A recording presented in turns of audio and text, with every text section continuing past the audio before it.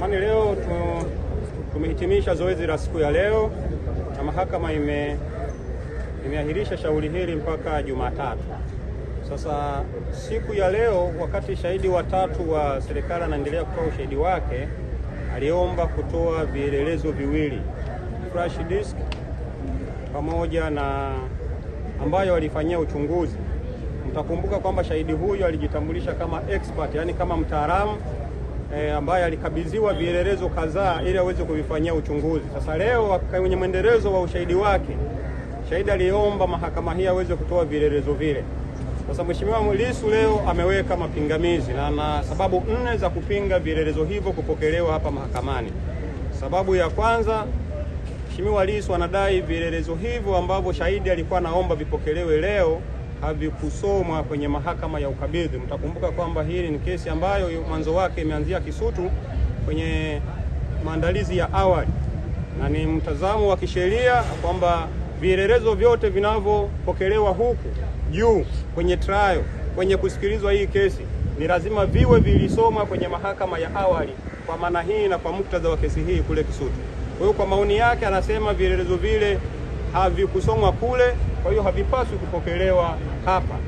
Sababu ya pili ni sababu ya kisheria ya uhalali wa shahidi mwenyewe kutoa vielelezo hivyo. Nimesema awali, shahidi huyu alijitambulisha kama expert kwa kufanya uchunguzi wa picha. Mamlaka yale anayapata kwa mujibu wa sheria.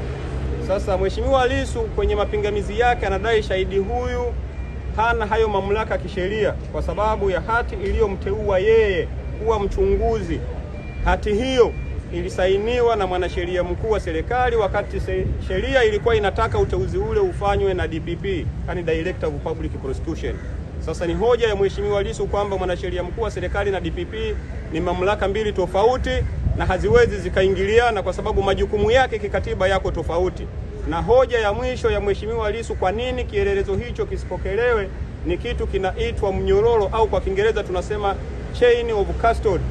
Kuanzia kielelezo kilipopatikana, kilikohifadhiwa, kilipopelekwa kwenye uchunguzi na kiliporejeshwa mpaka hatua ya kuomba kipokelewe hapa mahakamani. Ni maoni na hoja za Mheshimiwa Lissu kwamba mnyororo huo umekatika katikati. Kuna baadhi ya maeneo kutokana na maelezo ya shahidi haelezi kielelezo hicho alikipataje. Maelezo ya awali yalionyesha kielelezo kilipatikana Dodoma, kikaletwa Dar es Salaam, kikahifadhiwa na mtunza vielelezo, halafu kikaenda kwa mtu anayekifanyia uchunguzi, na baada ya hapo mtu aliyekifanyia uchunguzi alisema alikirejesha ofisi za makao makuu Dar es Salaam. Haieleweki amekipataje leo mpaka kiko mikononi mwake. Ni maelezo ambayo yalikuwa yanakosekana.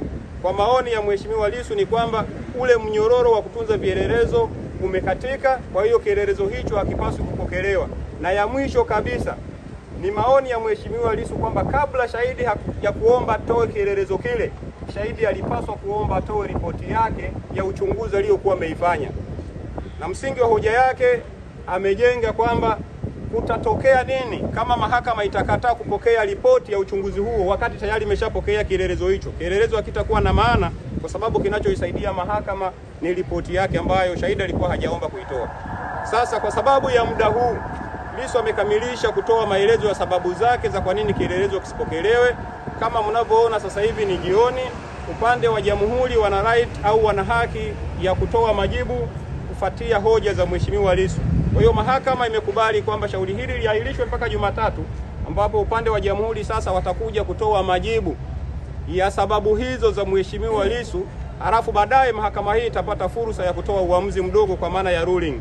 Kielelezo hicho kipokelewe au kisipokelewe. Kwa hiyo tutakutana Jumatatu hapa kusikiliza majibu ya jamhuri, na baadaye baada ya majibu ya jamhuri Mheshimiwa Lissu tena atakuwa na rejoin, atakuwa na maneno mengine ya kuongezea kwa sababu yeye ndio mwenye hoja, yeye ndio mwenye pingamizi. Na baada ya kuhitimisha hapo, basi mahakama itatoa muda wake itakaoona unafaa kwa ajili ya kutoa uamuzi wa pingamizi hilo. Na baada ya uamuzi huo ni matarajio yetu kwamba tutaendelea kwa vyovyote vile ambavyo mahakama itakuwa imesema. Kwa hiyo update ya leo ni hiyo, na nawashukuruni sana.